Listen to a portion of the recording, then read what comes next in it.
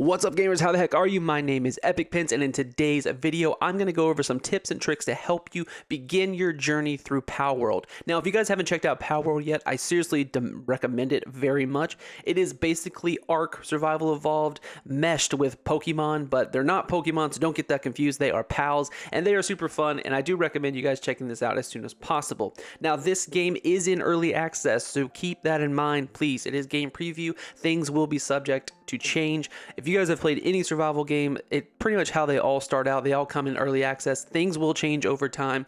So if you have any issues with the game, just keep in mind it is early access. So let's get to the video. So tip number one, let's talk about PAL decks and the PAL box. Now the PAL deck is basically just a bestiary of every type of creature in the game, but you have to have either seen the creature or captured it. Now if you've only just seen the creature and not captured it yet, you will see where it falls in the bestiary, but you will not be able to see the data on it just yet. You'll have to have captured it to see the data.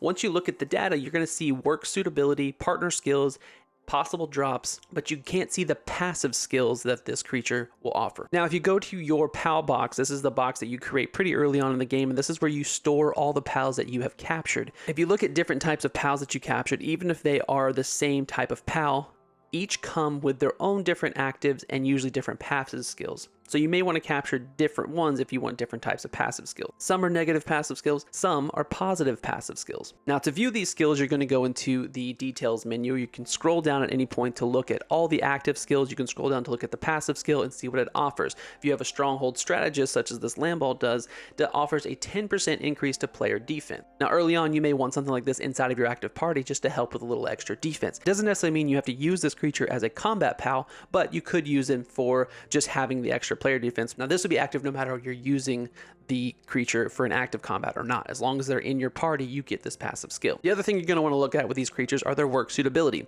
You're going to see that under work suitability, you have things like kindling, planning, handiwork, lumbering, medicine production. Now these things are going to be what helps you at your homestead. So within your PAL box, you can choose which pals you would like to have at your base and what you want them to do. You're going to want a diverse group of pals working at your base so that you can have all of the production you have going on your base. Somebody can be handling it while you're gone, and they'll collect things for you.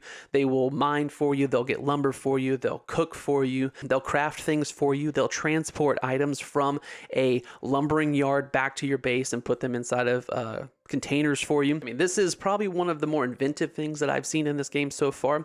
Now, what you also have is you're going to have creatures that are better at some things than others. So for instance, if you look at the deer here, the deer offers a level 2 lumbering versus something like the tansy, almost a level 1 lumbering. Now it'll be up to you how you want to utilize that at all. Maybe you like having the deer inside your party, so you just settle for having the tansy at your property like I do, or you want to utilize the deer's ability to collect better wood. That's fine as well. It'll be up to you. It's whatever your preferences you need to manage your homestead the best. So my biggest tip is to have a diverse group of pals assisting you at your homestead so that all the production things you have going on can be dealt with and handled while you are gone. Now, number two, I do want to warn everybody, be careful of building wooden structures. Wooden structures can catch fire pretty easily, and you're going to have raids in this game. Now, raids are could be a wide variety of hungry wolves or actual raiders that come in to try to steal your loot and stuff like that. You will have to fend them off over time, and with that, sometimes they will have fire.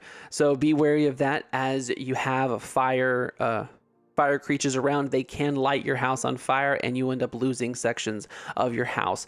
I wanted everybody to be mindful of that. Wooden houses can catch fire. Some people say that you should just wait until you have stone to eventually build a house. Tip number three has to do with the elemental power of your PAL. Each PAL comes with a set of elemental power. Some can come with one, others can come with two. Now, depending on the type of elemental power that your PAL has, they could be more effective against certain types of elements than other ones will be. There are 9 separate elemental powers found within the world of PAL.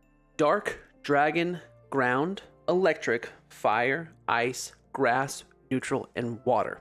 Now, using this chart, you can see how effective each element is against its counterpart. Water affects fire, grass, ground, electric. Fire is also good against ice, Ice against dragon, dragon against dark, and dark against neutral. Neutral has a neutral effect across the board on every single element. So when building out your combat party, I would suggest that you have a diverse group of pals available so that no matter what you come up against, you will have a sufficient pal in order to fight, because you can only use one pal at a time, but you can have up to 5 pals in your party. So if you were going against a water type, then you would probably want to use electricity. If you were going against a fire type, then you would want to use a water type.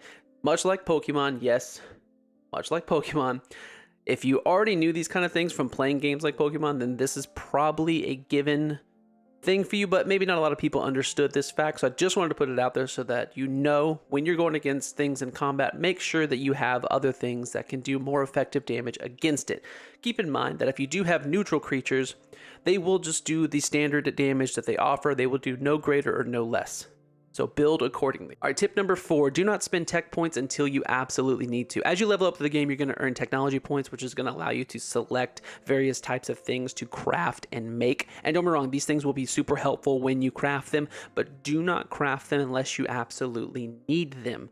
I do not recommend you wasting tech points until you need them, because there are chests found out in the game and out in the wild. And as you open those chests, you have the ability to find different types of schematics, and these schematics are going to offer the same thing the tech offers, but you don't have to use the tech point. You can just create it based off the schematic. So just like in Ark, you're going to find blueprints. Now, don't get me wrong, if you have the extra tech points and you don't feel like waiting to see if you find something, I absolutely go ahead and use it. But I'll just say, if you don't need it at that specific moment, if you're doing fine without whatever you want to use it on, just save it, and then you can use it whenever you have it, because it'll still be there. Just you might end up finding something later that you could have saved that point on. Now, blueprints will still offer a better version of the one that you can have in your tech inventory, but if you wait around, you might get a higher quality gear. And last but not least, this one burned me the most. If you find money and or keys, copper, silver keys, things like that, keep those in your inventory. They don't weigh a lot. Money weighs nothing, and keys weigh very, very little. Keep a few in your inventory, because as you travel throughout the world of Palworld, you're going to discover chests and you're going to discover merchants. And if you don't have that stuff on you, you're not going to be able to utilize them. Now, don't get me wrong, most merchants are located at a town that you can fast travel to, but chests are going to be located in the wild, and some are going to require a key to open. If you do not have that key, you can't open them. So keep some keys on you. You don't have to keep a ton. Keep some keys on you and keep your money on you. It is just beneficial in the future for when you run into those certain types of situations. Now, if you're planning a certain mission, you don't obviously have to keep it on you. But if you are just exploring the world, just keep a few on you so that you have it readily available when you run into those things. All right, guys, thank you so much for watching. I hope these tips and tricks do help you out as you're playing through Palworld. If you guys like this video at all, please hit that like button. It does really help with the algorithm. If you like me at all, consider subscribing to the channel. I will be covering everything Palworld for the existence of this game. I absolutely love this game, and I hope you guys are enjoying it as well. Happy hunting out there, guys, and I will gladly catch you in the next one. Peace out.